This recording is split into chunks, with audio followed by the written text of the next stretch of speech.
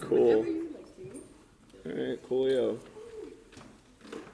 All right, well, this is new. Okay. Hi, everybody.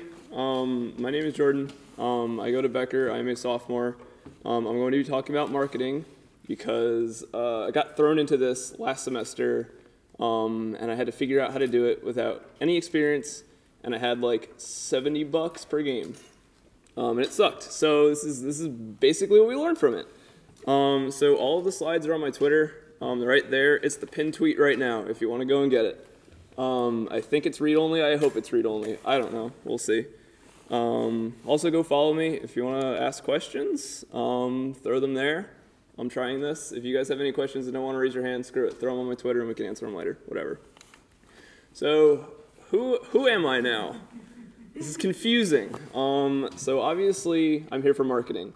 I primarily do game art. I also work on IGDA's Becker chapter, where we host relevant events for students. I'm also one of the founders of Joy Art, where we try to get game artists to actually have a place to put their art and get feedback and feel like we have a place in the industry. I also help run Games Guild. I am head advertising, obviously. It's partially why I'm here. I do ads. I have to do all of the steps alongside of that, and that's partially why I can talk about this now. Also, I'm apparently now working at Leslie, so I help the students there get assets for our live studio stuff, and we make the games better all together. That's really cool. But we're here for marketing. So what is marketing for games? So now, this is weird. This is slightly nuanced. Not everybody really knows what we do. And whenever I go to somebody and ask for assets, they're like, why do you need that? And I'm like, please trust me, I know what I'm talking about. So we have things, obviously we have advertising. That's primarily me. We have analytics. These are the people that have to go in, figure out what our KPIs are, what they mean, what they do for us, and what they mean for the dev team. All of this is super important for everybody. We also have PR. There has to be somebody that communicates with the curators at Google Play, at Steam, at App Store Connect. We have to, yeah, Jen's looking at it because Jen does PR at Games Guild. We need to have somebody that can externally communicate with other people. Jen did all the communication for Dwarf Corp, and it absolutely helped a shit ton because I can't, Elon can't, Tony can't. We need one person that takes all the external communications. That's super important. Obviously, we have our social media. I am a firm believer that making a Twitter for your game is not social media. There is more to it. You need to go, you need to interact with people, you need to talk to people, you need to start conversations, and you need to hit a follower count at least monthly. And finally, we have event planning. That's also super important. Somebody needs to figure out what events are happening when, where they are, why they're happening, and what can we do to get our name out there. So, marketing is not just having a Twitter for your game. This is super fucking important, and I will take this until the day that I die. We learned this in Live Studio. It took 7 years, but we got to a point where we don't just make a Twitter for the games. I have Raise the Base and I have Hyper Thunder on up right now. As you can tell, these games only had 43 and 54 followers. This is like everybody in Live that followed these Twitters. There is like nobody externally that followed these. There was no point. The games launched. Nobody knew they launched. There was no followers that were external. Nobody knew they were talking about. Nobody knew the passwords because they got shifted through several semesters. And nobody knew what the style guide was for anybody, and nobody knew who should post when or who to interact with. Overall, it was a mess, and we went through this literally every time. You can go back and you can probably find most of the Twitters for the MassDigi games. I think we nuked most of them, but they still exist. Obviously, these two exist because I screenshotted them. There's more to this. There's more than this. Another huge part of this is that not necessarily should one person do all the marketing. When you go into making a game, you should be thinking about the marketing side and the business side the entire time, especially for student games. A lot of my peers go into games just thinking that they're making a game, not realizing that throughout this entire step, you need to be thinking about your trailer, you need to be thinking about your storefront, you need to be thinking about what screenshots you can make. How are you making money? Where are you making money? That was another talk that we had, not necessarily my thing, but those are super important things. Not necessarily, you shouldn't have one person necessarily on marketing, but it should at least happen. Divide up your work. At the Games Guild, we have like 10 or 12-ish people now doing each individual task that I just listed up there. It's hard to do with just one person. And dividing up work is absolutely critical. However, it's doable to do with one person. It's just going to suck. It piles up. Like, hell, I have to start finally dividing up my advertising work because, like, I'm at a point now where I have to make ad strategies, and that takes up way more time than just making a Google ad campaign like it used to. So I made these in like 10 seconds, but this is the ideal development timeline apparently for most games that come out of whatever we've been doing for most student stuff, and even a lot of like local indie stuff that's made quickly. So the development begins, and everybody's super excited, and the focus is all on making the game, and that's completely fair. Like, you're super duper excited, and then time starts going on, and you get closer to launch, and you get closer to launch, and you get closer to launch. And then there's that one point, it's like either a month or it's 2 weeks, or for Dwarf Corp, it was 1 week before launch, and somebody was like, oh shit, we need to market our game. And then everybody starts screaming because nobody knows what to do.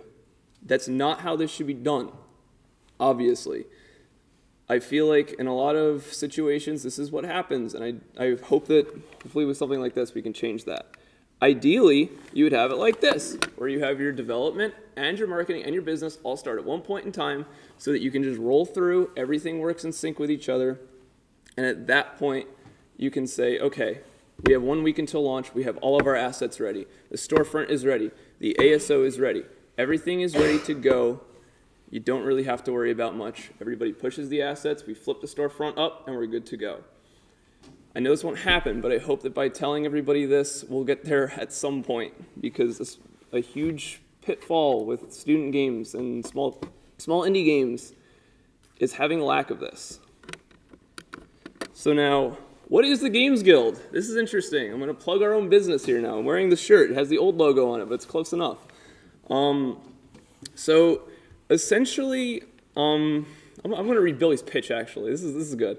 So in medieval times, the guild was a meeting place for craftsmen, merchants, and journeymen alike to make trading skills for goods, and it was a bustling place where both apprentices and masters alike would gather, learning from one another to become more skilled. So basically, what we want to do with the Games Guild is take the idea of a medieval guild and put it in a digital time, right? So we want to have all of us in one area. We're learning. So like, I'm a sophomore in college. I don't know everything about marketing.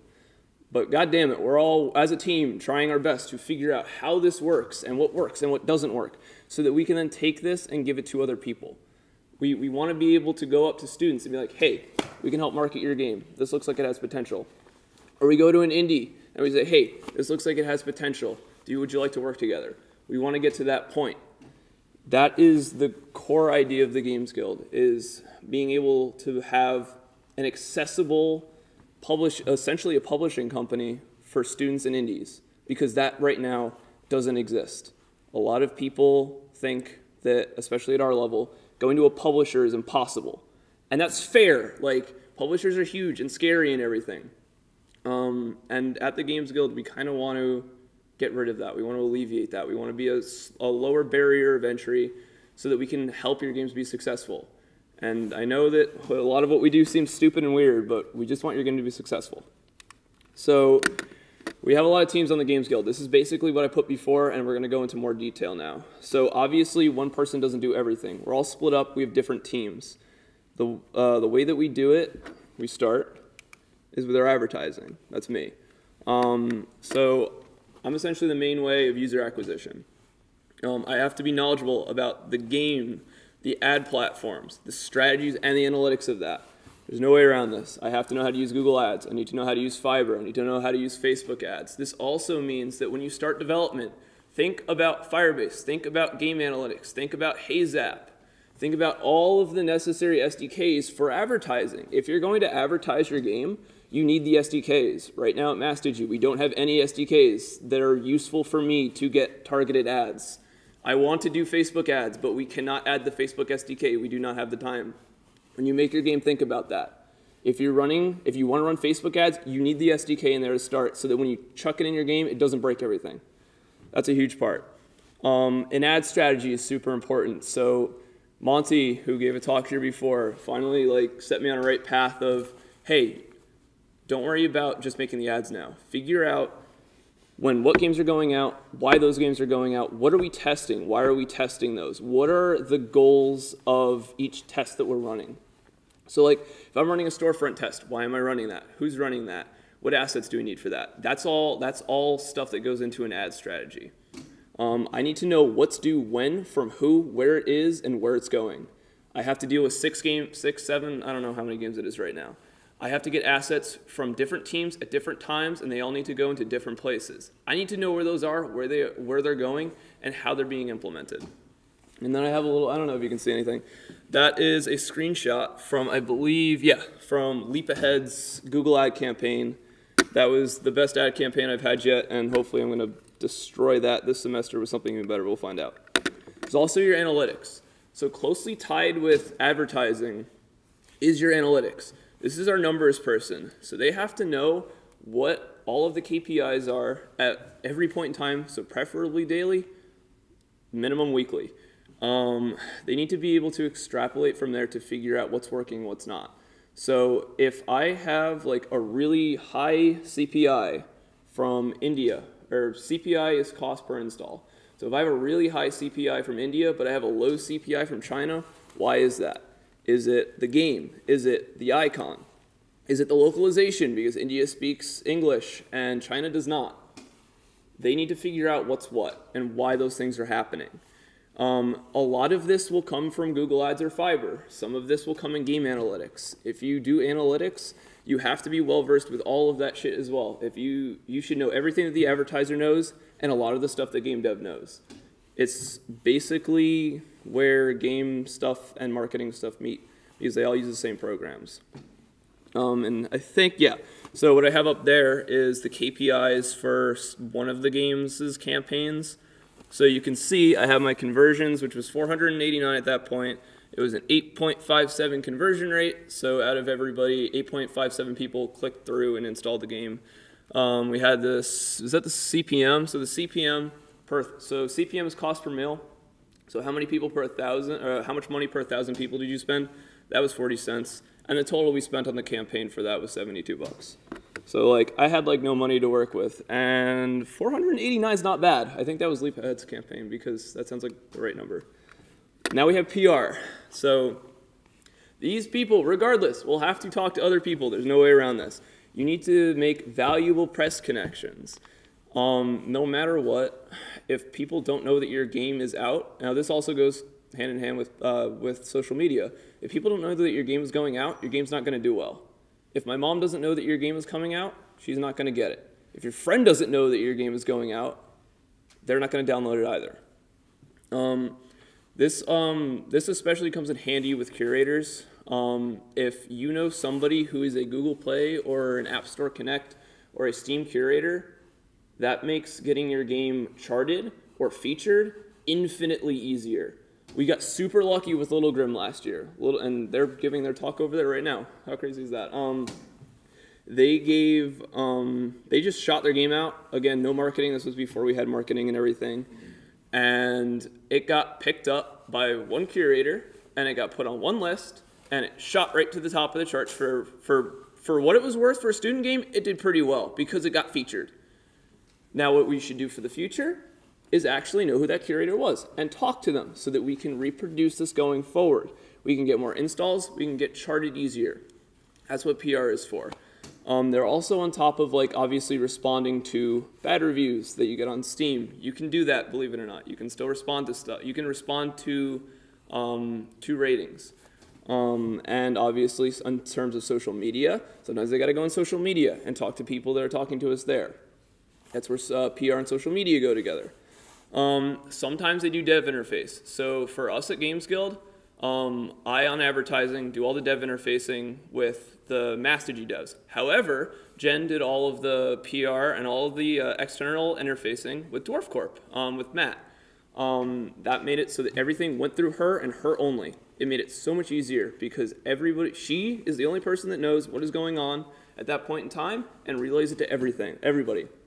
Nothing slips through the cracks. We had an issue with that last semester where we didn't know who was talking to who, stuff slipped through the cracks, and it fucked everything up. So you have to be aware of that. PR is super important, and we tend to forget about that because PR is this big scary thing that nobody likes to think about because it's like the person that goes on Reddit or whatever and defends EA or whatever, our big bad enemy, you know? PR is super important, and you need to think about it. And then we have our social media, which is not just making a Twitter. You need to actively talk to people on Twitter. I do not recommend making a Twitter for your game. What I personally recommend is either making a company Twitter that will go on for the duration of everything, so not just past the game launch, but then for the next game and the next game. Your goal is to build basically a community. You want people to know, hey, the Games Guild launches the MassDigi games. They also launch Dwarf Corp. They all go to Games Guild to see that stuff. You don't want to be hopping between 14 Twitters or having to remake a Twitter for every game that you have. If you have to remake a Twitter for every game that you have, you lose every single time, without doubt. You will lose the existing fan base or the existing community, and you have to start from scratch. Nobody wants to start from scratch. That's why we made a Games Guild Twitter. We want to build that community of devs and indies and students to work going forward. You always need to be responding or posting something. Whether it's a cat meme, at this point, it depends on obviously what you're going for. Less serious people can post cat memes or whatever. We tend to post, like dev stuff, dev related stuff. But we also post stuff that's going on with us. We also just posted about I tweeted something and we retweeted it because hey, we're also humans. We make marketing, but we're also humans. I make ads, but I also make art, you know? You also need to set goals, believe it or not. For Twitter, you need to set goals. Say, we started out with 0. We had a big fat 0 followers, and Monty was like, hey, I want you guys to at some point have 500. And then we were like, okay, that's never happening. So we were like, okay, let's set it at 50. And then we shot for 50. And then Monty was like, I want 100. Now we hit 100. And then we had to do 200. And we just hit 200 recently. So now, where does it go from there? I don't fucking know. 400, 600, I don't know. We need to set goals. We need to know how many followers, at what point we need. And that's the only way to track progress for social media. It's super hard to track success with social media. The best way to do that is with a follower count. And then we have event planning. So these are the people that know what is going on, where. What do they have to bring? What assets do you need for this? Do you need posters? Do you need flyers? Do you need candy? Do you need tablecloths? Do you need the trailer? Do you need TVs? Do you need speakers? All of that planning is super duper important because a lot of the times that all gets forgotten and then everybody shows up at an event, there's 5 of us, and nobody knows where the tablecloth is, or nobody knows where the TV is, or one person forgot a power cord and we can't charge the iPads. All of that organization is super important because you don't want to go to FIG or PAX, especially PAX, or any big convention, show off your game and be missing a critical part of it. You don't want to forget your banner because that's your branding. You don't want to forget the TV because how the fuck are people going to see your game? All of that stuff is super important, and that's why we have event planners. And then at this point, we finally have marketing. So we did it, guys. We finally have game marketing. Obviously, in a perfect world, multiple people will be working on that. That can't necessarily happen. But if you have an understanding of each of these, I basically at this point call them pillars of marketing. I don't know if that's actually a thing. It could be completely different. But if you have an understanding of the pillars of marketing for games, it will make your launch and your development cycle, at least, go a lot smoother. Because again, you know what events are happening. You know what has to be made for the storefront. You know what you have to do to talk to other people. You know who you have to talk to. All of that stuff is super important. If you don't have it, you don't really have marketing, and your game objectively won't do that well. And it took us 7 years at MassDigi to do it, but we finally did it, and it's awesome to say that we actually do data-driven design because of that.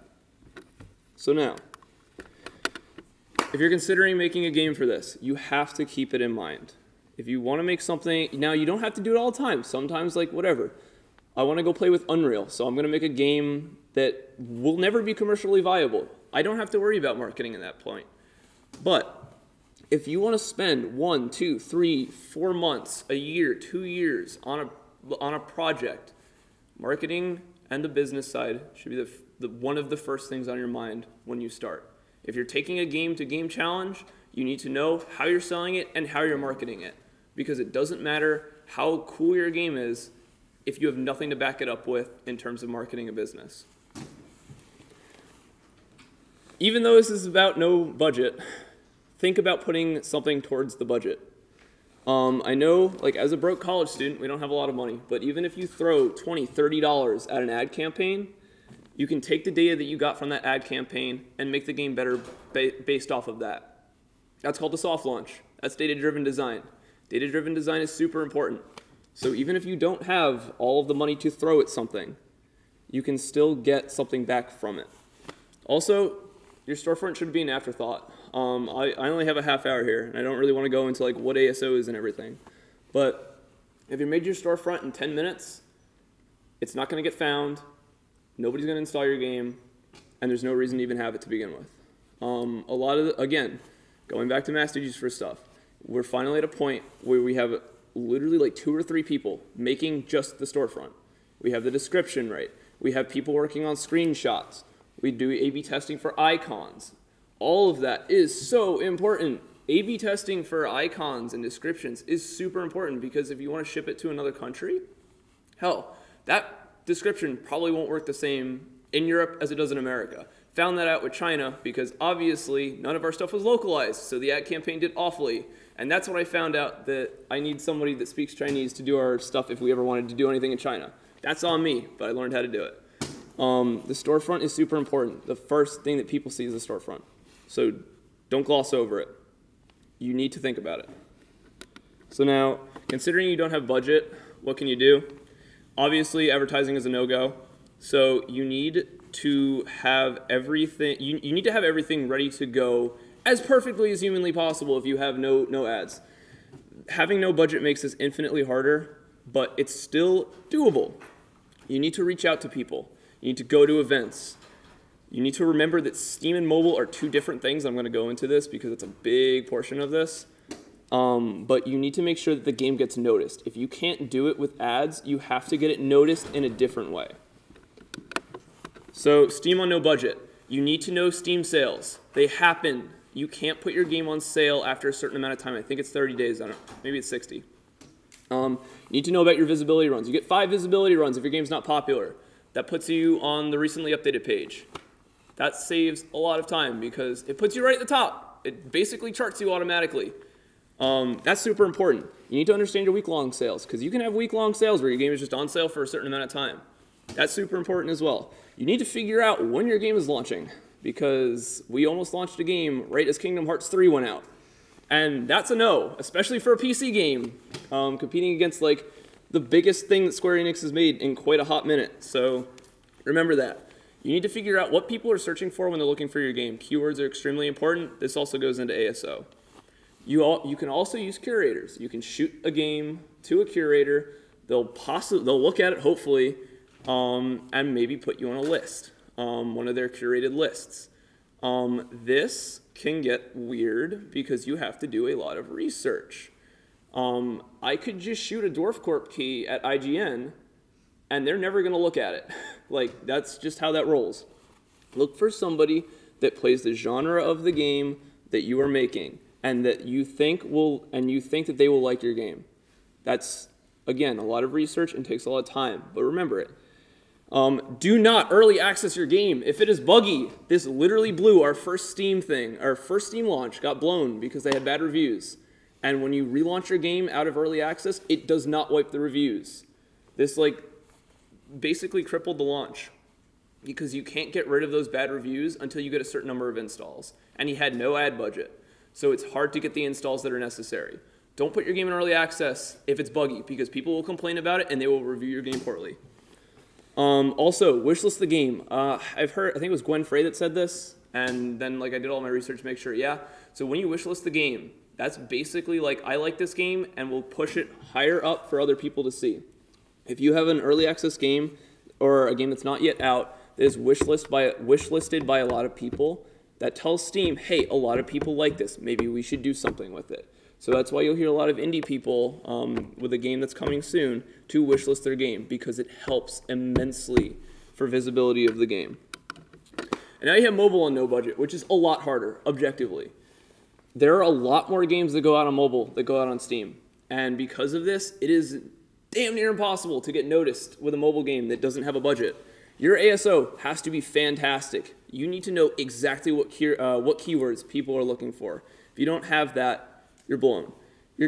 Obviously, the launch date and time need to be perfect. What is it? Reflections.io has been one of the most important things that we're using to determine when we launch our games. That gives us a heat map for each country, and we can do it by genre. So we can also look, because we have a pro account, you can't do this with a pro account, but you can see what the comp of your game did and when they launched and how that went. Maybe you should copy them, maybe you shouldn't, maybe they got lucky. It's something to look at. Mobile without a budget is just damn near impossible, because there's too many games that go out, and unless you have something super unique or you get picked up by accident or you know somebody, it's going to be super hard. So now, why are all of these important? People know what they're searching for. You need to figure out how to pop up when people search for that. People need to know that your game launched. If nobody knows your game launched, nobody's going to download it. I've said it several times now. People that will potentially write about your game need to know that your game is launching or has launched. That's how you get good PR. That's how you get cool reviews written about your game. That's how you get somebody Gama Sutra to write about your game. That's how you get picked up. People need to know that your game exists. And people that are local to your area, people that go to BFIG, people that go to Boston Indies, people that go to Mass Game Challenge, those people need to know that your game is launching as well. A lot of this just comes down to, if people don't know your game is launching, you're not going to get anything. So, in summation, marketing is not to be left to the last minute. There's no way around this. We found it out over 7 years. You can't do it. You don't have to be an expert on this. I learned all of this that I'm doing now in the course of like a half a year. And it's wild how much that I've learned in half a year, just trying stuff and fucking up and fixing it. Because that's how we learn, is by failing. That's how you get better at marketing especially, is by running an ad campaign and it doesn't do well, and you get better from there. Something is better than nothing. If you put $20 into an ad campaign, it's better than zero. If you reach out to one curator, it's better than zero. If you try to get one article written, it's better than zero. Anything is better than nothing in marketing. We don't have million-dollar budgets like AAA games do, and we have to work with that. Anything is better than nothing. Quote me on that too and put it on my grave. And consider setting aside money for ads. Again, I know it's hard, not everybody can do it. Think about it. If your game has even a little bit of budget, if you're paying an audio person, you can likely run an ad campaign.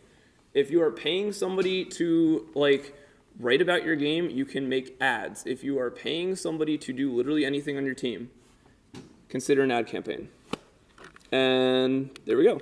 So that's all my stuff. That's my, my email, my Twitter, the Games Guild's Twitter, and my website. So do we have any questions on that? Thank you.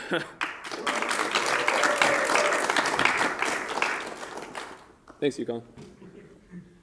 Coolio. Sweet. Oh, yes, Jason. All right, so I'll plug this back in then.